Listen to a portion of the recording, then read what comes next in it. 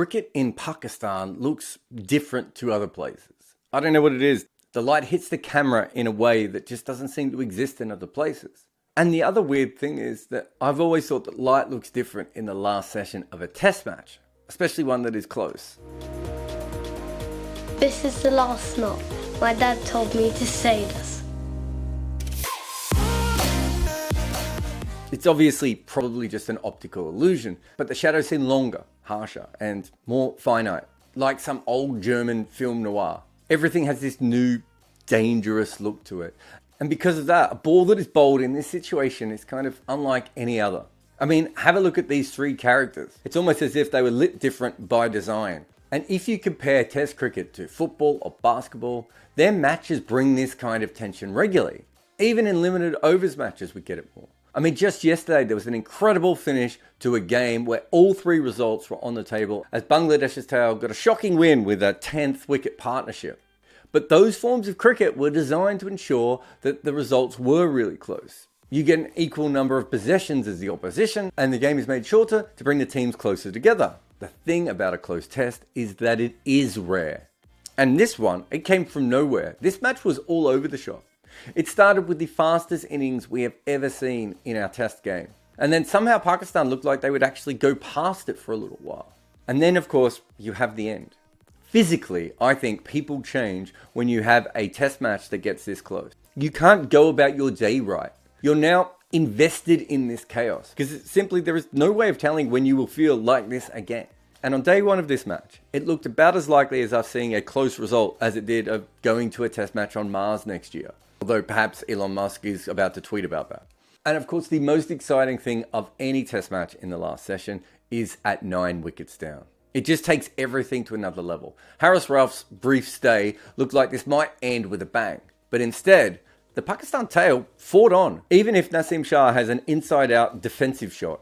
Like he was trying to defend everything from a position of absolute weakness. His bat blade moves like a windscreen wiper.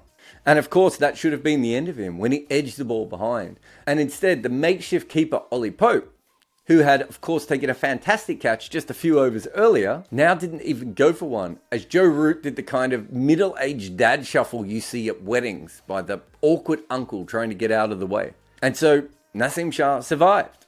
And while all this was going on, we seemed to spend most of our time looking at the clock at the ground, which of course was fairly redundant, as all it seemed to do was remind people that time was not the issue here, that light was.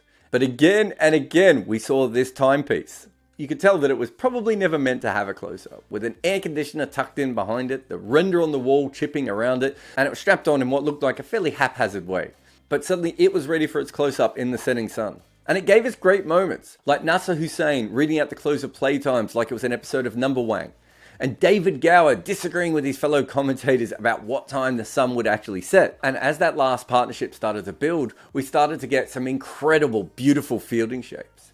There is such desperation in last session field placements. Everyone is in a catching position, so much so that you run out of space. And so people just stand near the batter and hope for the best. And every time the camera goes to a new angle, you get a new insight into how weird these fielders are. Look at this. It looks like a half and half field. Near the bat, it looks like a spinner. And then all the way back, it looks like it's for a seamer. Here is the rarely seen dueling leg slips. How often would teams try something like this when it wasn't the end of the game? This is a proper last moment of sunlight field. Or the double short legs, one of which is on his knees before the ball is bowled. And as the batter comes forward, his hands are already on the pitch. And really, one way or another, anyone watching this test match is exactly the same. We're all virtually off the edge of our seats. And the more serious it gets, we have to then divert to farce. Because cricket needs drinks. I can't think of a better bit of theatre than in the dying moments of this incredibly tense game, we're interrupted by a break that is scheduled by time in a match that will be ended by light. Cricket has no common sense. It's just got a lot of charm. But it gets worse, or better, when at this drinks break, Muhammad Ali heads off to visit the toilet. And England are in a dark mood. Of course, Stuart Broad has pulled this trick for England before. In fact, England are probably the best in the game at time wasting. But they are now standing in the fading light, trying to win a test match as Muhammad Ali shakes and tucks.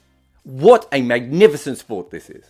There are millions of people cheering on Ali's wee on one side And then on the other, hoping Maria Erasmus drags him out midstream. How can you not be romantic about a sport that relies so heavily on a little lock in a toilet cubicle? But of course, there is no time to be romantic. Every ball it seems to be racing towards the sunset. And that Pakistan light that never seemed to be that bright in the first place is even more muted. And England know about winning in the dark in Pakistan, but also know they won't be able to do that in this test. And so this match that was film noir earlier on is now more like an Eisenstein montage. You see desperation, cricket, clock, technology, sunset, new ball, gloves, clusters, and towers.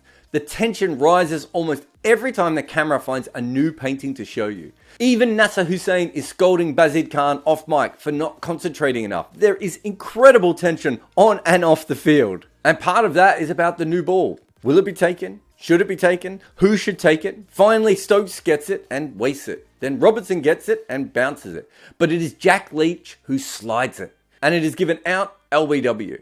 But it can't be that simple, can it? We now have Schrodinger's match. Pakistan are simultaneously dead and alive. They have lost the match, but are reviewing it. And both sides watch on as the sun fades even more. If this ball is missing, England will have lost a wicket and a light. If it is hitting, Pakistan will be 1-0 down. The Hawkeye seems to take forever to load, like a scene in an action thriller where the fate of the world comes down to how fast you can download a file off the bad guy's computer. But then we see 1 red, 2 reds, and finally 3 reds for Pakistan. The game is over. The sun has set on Pakistan's chance to get a draw. And if there is any light left, it shines on England.